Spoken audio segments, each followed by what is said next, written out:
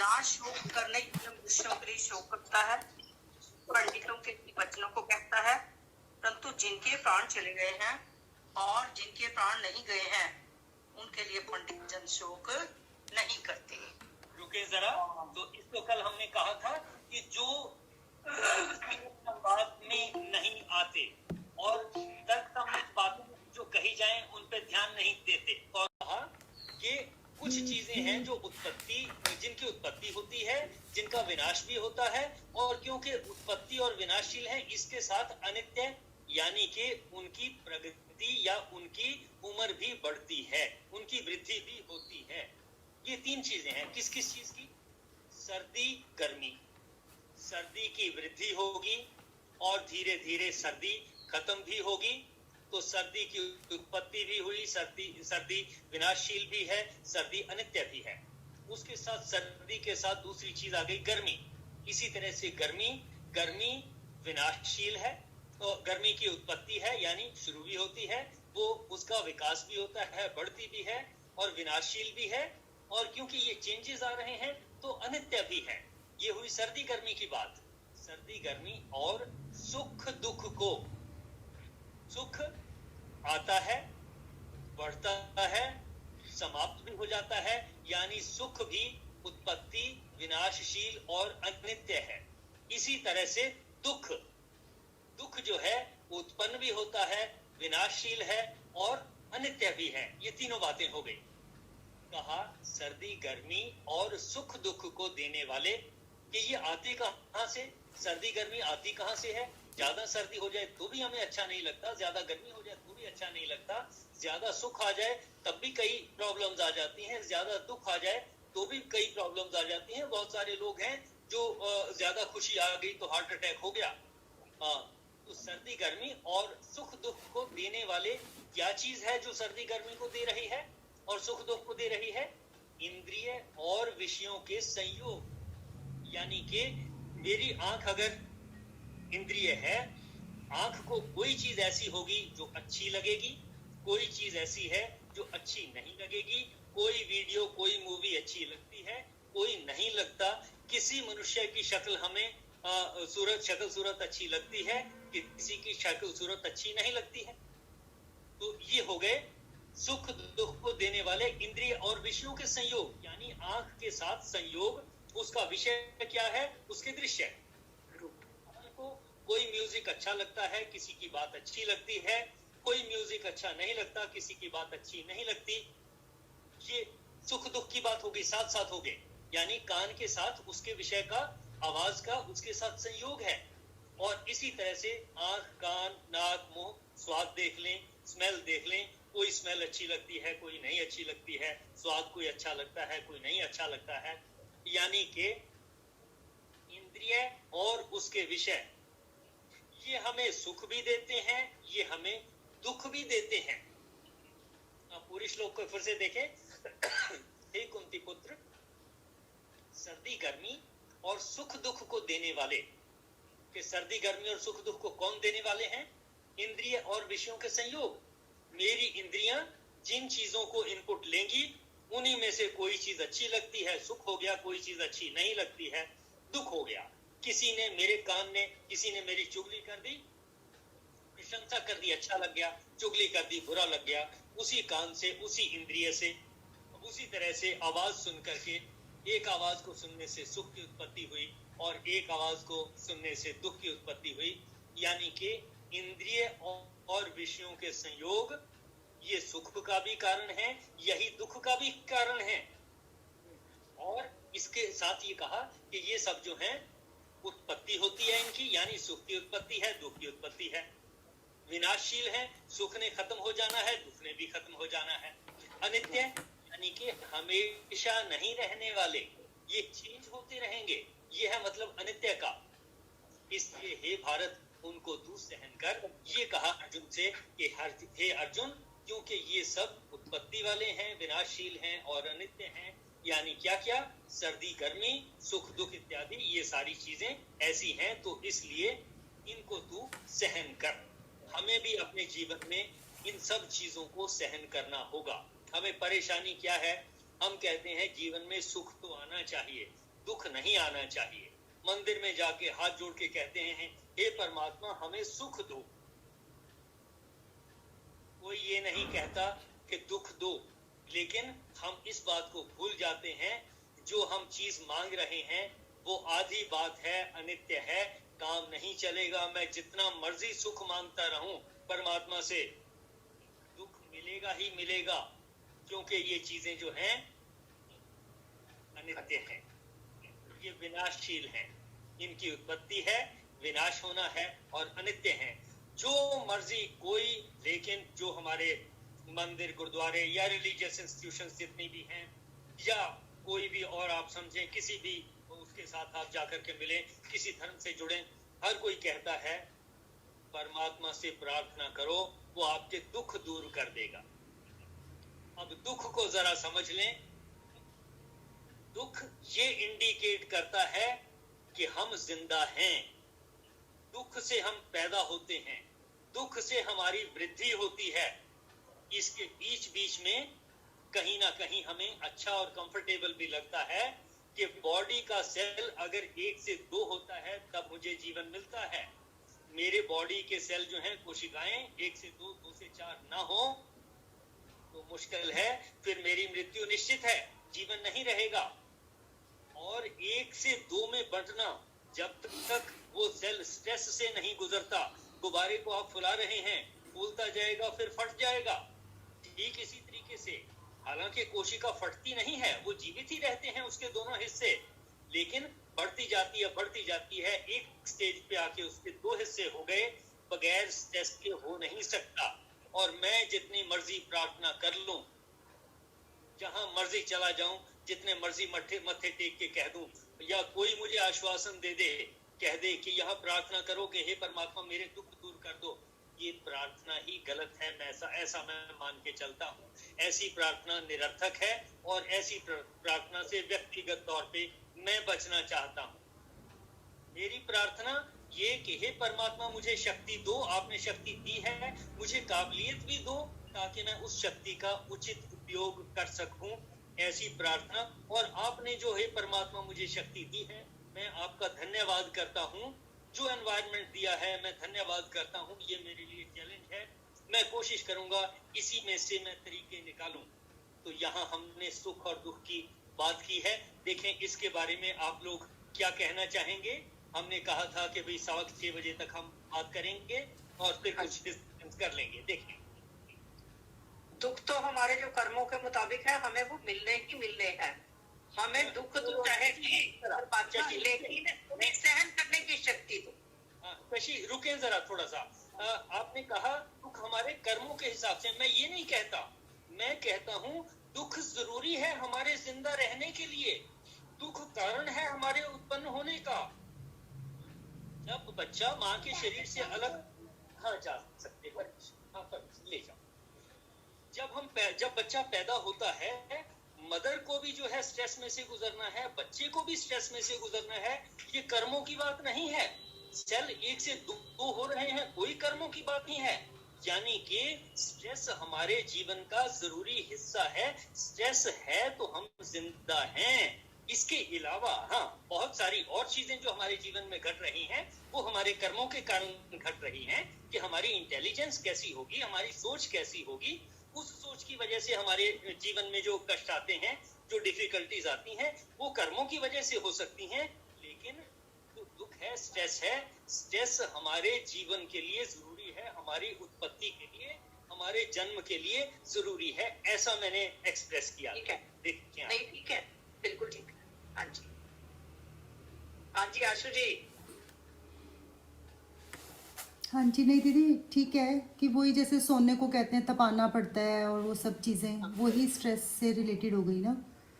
पर एक तो ये कि प्रार्थना वाला टॉपिक अभी तक क्लियर नहीं होता है कि फिर हम भगवान से चीज़ों के लिए प्रार्थना करें कि ना करें, मतलब कुछ भी। कि फिर आपने तो ये बताया ना कि भक्ति का फिर वो तभी फल दे देते हैं, फिर उनको वो जो इच्छा होती है परमात्मा को प्राप्त करने की, फिर वो नहीं पूरी होती। मतलब पहली बात तो मैं ये कहूंगा कि परमात्मा की प्राप्ति का ये जो हमारा कॉन्सेप्ट है, जितनी मैंने डिस्कशन की, इसके हिसाब से एकदम बदल जाता है। जब हम ये मान के चलते हैं ये यूनिवर्स एक है, दो नहीं, हम सब जुड़े हुए हैं। जो शक्ति, जिस शक्ति से ये सब कुछ आपस में जुड़ा हुआ है, जिस शक्ति से ये सब कुछ पैदा हुआ है, एग्जिस्ट कर रहा है, आपस में बंधे हुए हैं, अपने अपने काम कर रहे हैं, उस शक्ति को हम ईश्वर कहते हैं। और उस शक्ति का जो स्वरूप है वो चांद, तारे, पृथ्वी, हमारे दोस्त भी, दुश्मन भी, बच्चे भी, बड़े भी, पेड़ भी, पौधे भी, जीव जंतु भी, ये सारे उसी के शरीर के हिस्से हैं। तब मुझे परमात्मा के दर्शन नहीं होने हैं, मुझे ये महसूस हो जाना चाहिए कि ये दर्शन हुए ही हैं, मैं परमात्मा की गोद में ही हूँ, मैं परमात्मा में ही लिपटा हुआ हूँ, मेरे अंदर भी परमात्मा है। ये भाव जो हमने ईशावास्य उपनिषद में सीखा, समझा, ये आने के बाद कहीं ऐसी इच्छा कि परमात्मा मुझे मिलेंगे, नहीं, ऐसा मुझे लगता नहीं। हमें ये जान लेना है कि मिले ही हुए हैं। आप मिले हो, आपने बात की, मेरी बात परमात्मा से ही हो रही है। आपने एक शंका उठाई, मेरी बात परमात्मा से ही हो रही है। परमात्मा ही शंका उठा रहा है, परमात्मा ही समाधान दे रहा है, परमात्मा ही मेरे से मैत्री कर रहा है, परमात्मा ही मेरे से दुश्मनी कर रहा है। इसको जब हम भक्ति हिसाब से सोचेंगे कि ये सब परमात्मा का ही है, तब हमारा भाव दुश्मनी का हट जाएगा। क्यों? जो मुझे गालियां दे रहा है, जिस दिन मुझे उसमें भी नजर आ जाएगा कि ये भी परमात्मा के हिस्से, शरीर का ही हिस्सा है, तब मैं अपने शरीर की इंद्रियों में मल मूत्र वाली इंद्रियों को गंदा नहीं कहूंगा, तब मैं दिमाग को उच्चतर नहीं कहूंगा, तब मैं दाहिने हाथ को मजबूत नहीं कहूंगा और बाएं को कमजोर नहीं कहूंगा। ये सब अपनी अपनी जगह ठीक है, इन सब में परमात्मा की शक्ति है, कहीं किसी चीज में कोई कमी नहीं है। और अगर मैंने भक्ति करनी है, मैंने सिर को ठीक रखने के लिए, अपने मस्तिष्क को ठीक रखने के लिए भी अच्छे विचार रखने हैं, अपने पेट को ठीक रखने के लिए मुझे अच्छा खाना खाना है, और शरीर को स्वस्थ रखने के लिए मुझे जितने विटामिन चाहिए, ये जो मैं कर रहा हूँ, ये मैं परमात्मा की ही सेवा कर रहा हूँ। जब मैं अपने शरीर से बीमारियां दूर भगाता हूँ, ये मैं परमात्मा की ही भक्ति कर रहा हूँ। देखिए, जो कुछ आज तक आपने भक्ति के बारे में सुना और जो मैंने कहा, ये बहुत सारी हो सकता है इसमें भिन्नता लगे, लेकिन मैंने अपनी सोच और जो मैंने महसूस किया है वो मैंने आपसे शेयर किया। फिर भी आप लोग स्वतंत्र हैं अपनी तरह से इन सारी चीजों को सोचने में, समझने में, कार्यान्वित करने में। सर, वो एक पुरानी बात मुझे पूछनी थी। हाँ जी। वो आप एक दिन वो टीवी की बात कर रहे थे ना, स्मार्ट टीवी चाहिए, घर में लोग 3 हैं, तो वो कह रहे हैं जी टीवी ले लो, और आप कह रहे हो कि मैं दिल तो नहीं है, मतलब मैं, लेकिन वो वोटिंग के हिसाब से हमें ले लेना चाहिए। चलो ये बात तो हो गई, आपने कह दिया हाँ ठीक है, लेकिन अब वो दूसरा अगला कह रहा है जी नहीं 1.5 करोड़ का मकान ले लो, तो अब क्या करें? अब मैं तो कैपेबल नहीं हूँ, अब क्या करना चाहिए? और दूसरा सवाल, आपकी बात में मैं सहमत हूँ। अगर पैसे इन्वॉल्व मेरे बजट में है कि मुझे कोई फर्क नहीं पड़ता, मैं महीने 2 महीने में कमा लूंगा, लेकिन जहाँ बजट इतना बड़ा है कि मुझे उधार लेना पड़े, तब मुझे अपनी मजबूती से कहना पड़ेगा कि मैं इससे सहमत नहीं हूँ, और मैं उधार लेने को तैयार नहीं हूँ, और मैं 1.5 करोड़ खर्च करने को तैयार नहीं हूँ। मेरा 1.5 करोड़ अगर मेरे बैंक में पड़ा रहे और मुझे उसका इंटरेस्ट आए, तो मेरे किराए से भी काम चलता रहेगा और मेरी रोटी भी चलती रहेगी। इस तरह से कोई ना कोई लॉजिक देके हमें समझाना पड़ेगा। और ठीक है सर, इसमें एक छोटा सवाल और था। इसमें एक छोटा सवाल और था। अब वो वोटिंग के चक्कर में, जैसे आजकल जो माहौल है, बच्चे सवेरे तक सो रहते हैं, तो उसमें कुछ पेरेंट्स या कुछ कह देते हैं कोई बात नहीं, बच्चे को सोने दो, अभी सोने दो, तो क्या करें? देखिए, ये शारीरिक प्रक्रियाएं हैं। अगर हम, नींद हमारे जीवन के लिए जरूरी है, अगर नींद पूरी नहीं हुई और उठाएंगे तो भी चिड़चिड़ापन उस वक्त आता है। थोड़ा सा बातचीत करके, देख करके, अगर किसी का सोने का साइकिल मान लीजिए रात को 12 बजे से शुरू होकर के सुबह 8 बजे तक चलता है, कोई बात नहीं। अगर उसको हम चेंज करके 12 की बजाय जो है रात को 10 बजे से सुबह 6 बजे तक ले आए तो भी ठीक, लेकिन इतने घंटे की नींद तो शरीर के लिए 6, 7, 8 घंटे आयु के अनुसार जो है उतनी जरूरत पड़ती है। वो हम 24 घंटों में देख लें कि हम 2 बार सोए या 3 बार सोए, इनके ऊपर भी बहुत ज्यादा बच्चों के साथ जबरदस्ती करना मेरे हिसाब से अच्छा नहीं होगा। समझ गया सर। करके, मोटिवेट करके ही काम कराना चाहिए, और हमें ज्यादा जो है चिड़चिड़े भी नहीं हो जाना चाहिए कि ये मेरी बात सुन ही नहीं रहा। हमें भी कहीं ना कहीं जहां तक हो सके इन चीजों के साथ एडजस्ट होना ही पड़ता। Thank you. वो पहले एक्चुअली हमारे लगता था कि हम एडजस्ट कर लेंगे बच्चों के साथ, लेकिन अभी इतना ड्रास्टिकल चेंज आया ना, मुझे लगता है अभी इस युग में कि हमारा बिल्कुल ही उनके साथ मैच नहीं बैठता। जैसे हमें नियम जो बताए गए थे वो तो कहीं उन पे लागू होते ही नहीं है। तो वो जब खुद से कर लेता हूँ आप लोगों के साथ। मेरा बेटा इंजीनियरिंग करता था, अब तो काफी साल हो गए, रफली जो है 2004-5 की बात रही होगी।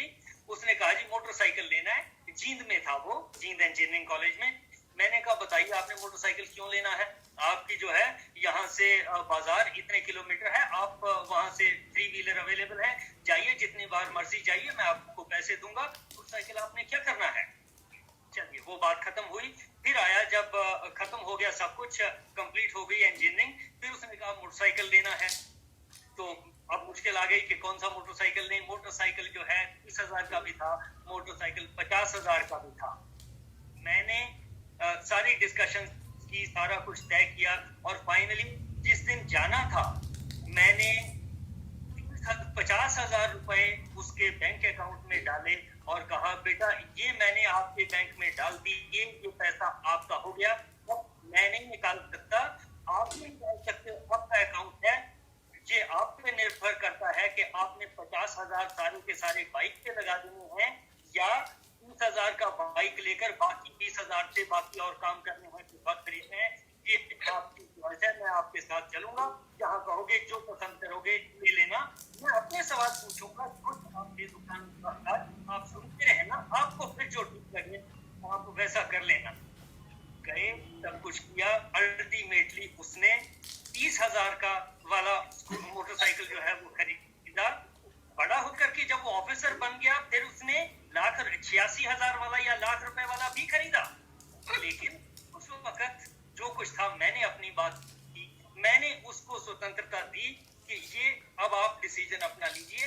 खैर मैंने ये एक एग्जांपल दिया, हर सिचुएशन अलग है, हमें देखना होगा कि हम किस तरीके से बच्चों को मोटिवेट कर सकते हैं और वो मोटिवेशन कितने टाइम तक चलती है।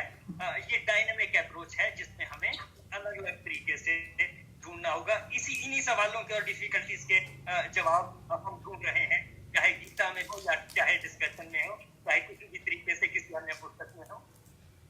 कोई और कोई कुछ कहना चाहेंगे या मैं बोलूं? जी आपने ध्यान के बारे में बताना था। हाँ, नहीं बताना नहीं था मैंने। गुलशन जी ने प्रश्न किया था ना कि जब हम बैठते हैं तो क्या सच में दिखता है, और आपने कहा था कि जब हम बैठेंगे तो दिखेंगे, पर हमारे पास इतना टाइम नहीं होता है, आपने कुछ ऐसा जिक्र किया था ना। लेकिन मेरे को ये अनुभव है कि होता है, हो सकता है बहुत लोगों को हुआ होगा, लेकिन मुझे लगता है कि जिसे दिखने हैं ना उसे चलते फिरते भी दिख जाने हैं, और जिसे नहीं दिखने उसे ध्यान में बैठ के भी नहीं दिखने। मतलब मेरे को बहुत बार ऐसे दीदी एहसास हुआ है। और एक दिन की बात है कि जब मैं रात को सो रही थी और सुबह सुबह 4 बजे, मीन्स शायद मैंने शेयर भी किया था पहले, तो सुबह 4 बजे ऐसे मुझे सर एहसास हुआ कि हमारा गेट बहुत ज़ोर से शिव जी खड़का रहे हैं और वो अपने कॉस्ट्यूम में है। मैं सो गई ये सोच कर के ये तो भगवान जी नहीं हो सकते, मेरा सपना होगा, मेरा वहम है। पर फिर दोबारा से मुझे ऐसे अंदर से आया कि उठो उठो, जैसे वो कुछ लेने आए हैं। फिर मैं नीचे गई, मैंने लॉक खोला, पैर छुए, फिर मैं ऊपर आके जब सोई तो उसके बाद मुझे बिल्कुल आराम से नींद आई। पर वो एहसास मुझे आज तक है, और मैं आज भी जब सोचती हूँ तो मुझे ऐसा ही दिखाई देता है। तो वो क्या एहसास था, क्या था ये नहीं पता, बट वो बहुत अच्छी फीलिंग थी। देखिए थोड़ा सा बदल के बात करूंगा। मैं ये कहता हूँ जो हमारे अंदर सोच की शक्ति है, जो हमारे अंदर सपने देखने की शक्ति है, ये शक्ति भी परमात्मा की ही शक्ति है। उससे जो हमारे अंदर कोई छवि आ गई, कोई शिव जी का किसी रूप में भी हमें महसूस हुआ हमारे मन में, चाहे वो सपने के रूप में था, चाहे प्रत्यक्ष रूप में था, कुछ भी था, आफ्टर ऑल जिस शक्ति से वो हमें ऐसा महसूस हुआ वो भी तो शक्ति परमात्मा की ही है। इसलिए इन सारे विचारों को भी हम कहेंगे, हमारे सारे विचार भी और विचारों में आने वाले जितने स्वरूप हैं वो सब परमात्मा के ही स्वरूप हैं, उससे अलग कुछ भी नहीं है। आप उन सबको भी आपका अगर मन कहता है कि ये परमात्मा की ही वो है, साक्षात दर्शन है, बहुत अच्छा, आप उनको भी ऐसा ही मानिए।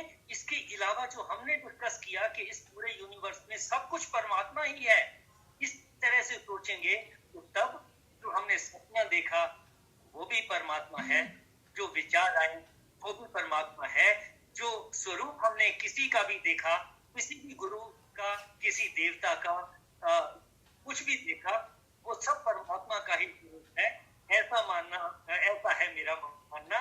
तो हम परमात्मा के अलावा कोई चीज है ही नहीं। मैं किस चीज को कहूँ, कौन से सपने को कहूँ, क्योंकि आपने ये देखा, ये झूठ मूठ है, ये परमात्मा नहीं है, परमात्मा की शक्ति से ही तो दिखा, उसी का स्वरूप है जो दिखा। मीन्स मेरा कहने का भाव ये था कि कई बार हम मेडिटेशन में इतना बैठे होते हैं पर उस समय हमारा ध्यान कहीं और जा रहा होता है, और कई बार हम किसी और ध्यान में होते हैं और हमें ऐसा कुछ ख्याल में आ जाता है कि जब होना है तो हो जाना है, पता नहीं, ऐसा लगता है। ये ठीक है, कोई बात नहीं। जो हम ध्यान में भी बैठे हैं और ध्यान हट करके कहीं चला गया, ये भी तो परमात्मा की शक्ति से ही जा रहा है।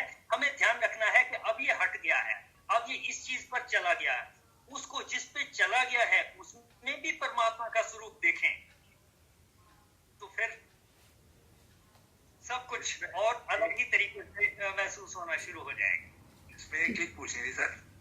हाँ जी। ये अभी जैसे ये मीटिंग होती है वगैरह, तो इसमें गीता लेके बैठते हैं तो चप्पल उतार के बैठना चाहिए या क्या? आपको जिस भी तरीके से बैठो, कंफर्टेबल होना चाहिए, मन शांत होना चाहिए। किसी भी आसन में बैठो, चप्पल पहन के बैठो या उतार के बैठो, जिसमें आपकी श्रद्धा मानती है, जिसमें आपका मन कहता है कि अब जो है ये परमात्मा के या गीता के अध्ययन के लिए ये अच्छा, शरीर मेरा अच्छा भी है, स्वस्थ भी है, मैं नहाया भी हूँ, कंफर्टेबल भी हूँ, सब कुछ ठीक है। पर मैं अपने विचारों के मुताबिक कहूंगी कि चप्पल उतार के बैठना चाहिए। हमारी बाहर की पवित्र, सबके अपने अपने व्यूज है, कोई ऐसी बात नहीं, कोई किसी की बात को काटने वाली बात नहीं है। इसमें ये है कि हमारी बाहर की पवित्रता से हमारी अंदर की पवित्रता बढ़ती है, हमारे विचार जो है ज्यादा पॉजिटिव बनते हैं, इस चीज का फर्क पड़ता है। इसमें एक वो लकड़ी की भी खड़ाऊ होती थी ना पहले जमाने की, वो पहन सकते हैं मतलब? हाँ बिल्कुल पहन सकते हैं। उसका जो है, जो खड़ाऊ है, उसका पैर के अंगूठे और पहली उंगली के बीच में एक्यूप्रेशर का काम करेगा। वो जो है, जो उसके फायदे होंगे वो हमें किसी और पुस्तक में देखने पड़ेंगे, लेकिन डेफिनेटली अभी भी जो वी शेप की चप्पल्स हैं ये खड़ाऊ की तरह से काम करती हैं, और उसी जगह पर जहाँ खड़ाऊ का प्रेशर होता था, इनसे भी वी शेप की चप्पल से भी वहां पर प्रेशर पड़ेगा, और वो फायदे किसी हद तक हमें उससे भी मिलते हैं। ये जो कुछ आशु जी ने कहा है ये सब हमारे भावों पर डिपेंड करता है। सारी रात हम चाहे जागरण में बैठाएं, बट अगर हमारा मन शुद्ध नहीं है, हमारे विचार शुद्ध नहीं है, वो सारी रात का जागरण हमारे लिए कुछ नहीं। अगर आप 10 मिनट भी ऑनेस्टली बैठ लेते हो, कुछ अच्छा 10 मिनट में ही एक लाइन या 2 लाइनें कुछ वहां से गेन करके आते हो, तो हमारे लिए वो फायदेमंद है सारी रात बैठ करने की बजाय। वो तो उस चीज को कुछ क्रिटिसाइज नहीं करने वाली बात, सिर्फ ये है कि एक व्यक्ति 24 घंटे में नहीं इतना सीखता और एक व्यक्ति 10 मिनट में सीख लेता। हमारे भाव किस तरह से उस तरफ जाते हैं, उस पॉजिटिविटी की तरफ, ये हमारे पे डिपेंड करता है। जब हमारा मन ज्यादा फ्लक्चुएट हुआ है, स्थिर नहीं हो रहा, तो हमें फर्क नहीं पड़ता। जो कुछ भी कोई बोल रहा है हमारा ध्यान ही नहीं जाता उधर। मंदिर में बैठे, गुरुद्वारे में बैठे, चाहे हम गीता लेके बैठे हैं, कोई पूछते हैं कि क्या कहा, पता कुछ नहीं, क्योंकि कंसंट्रेशन नहीं है वहां पर। अगर हमारी कंसंट्रेशन है तो फिर तो हमें 10 मिनट में भी बहुत फर्क पड़ता है। हम 10 मिनट में उतना सीखते हैं जितना हमने घंटे में जाके करना। ये हमारे विचारों पे डिपेंड करता है, और ये उस शक्ति से ही सब कुछ हो रहा है। सब कुछ वासुदेवः सर्वम, सब कुछ परमात्मा की है, परमात्मा के सिवा कुछ भी नहीं। बस देखिए, और भी कोई मेंबर अपनी की बात कहना चाहें, शेयर करना चाहें, करें।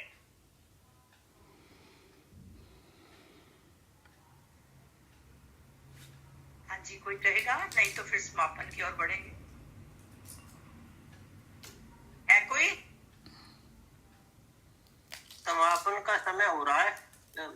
बात तो कर लेते, लेकिन समापन का समय हो गया है। कुछ कहना है तो सुनिंदर जी बोलो। 1 मिनट में एक शेर कह देता हूँ जी मैं। चलो ठीक है। हाँ जी। मुद्दतें हो गई है चुप रहते, कोई सुनता तो हम भी कुछ कहते। राधे राधे।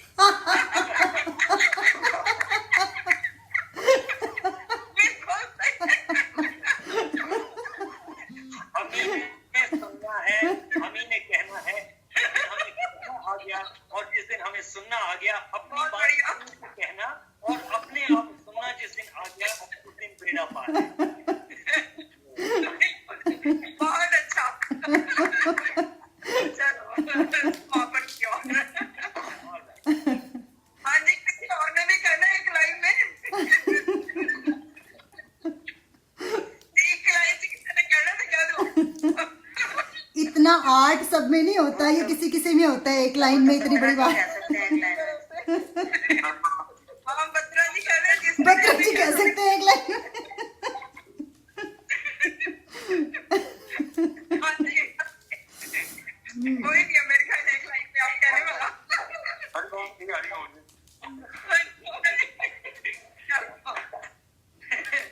सर्वे भवन्तु सुखिनः, सर्वे सन्तु निरामया, सर्वे भद्राणि पश्यन्तु, मा कश्चित् दुःखभाग् भवेत्, मा कश्चित् दुःखभाग् भवेत्। गौ माता की परम कृपा से सुख समृद्धि का बसेरा, गोधन से दुख दरिद्र भागे, समृद्धों का सार खंडेरा। बोल गौ माता की जय। ओम ब्रह्म अर्पणम अस्तु, ओम ब्रह्म अर्पणम अस्तु, ओम ब्रह्म अर्पणम अस्तु। सबको इतना बताया कि पास हंस के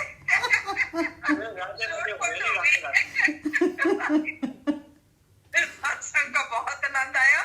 हमारी ये श्रृंखला बढ़ती रहे। हरिओम जी। हरिओम। बहुत ही सार्थक रही आज की चर्चा। इस पूरे सहयोग के लिए आप सबका धन्यवाद, और मेरी ओर से आप सबको प्रणाम। आपको भी प्रणाम सर।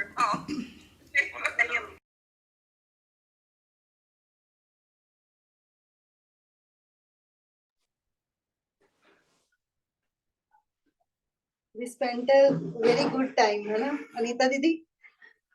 बिल्कुल याद आता है। हाँ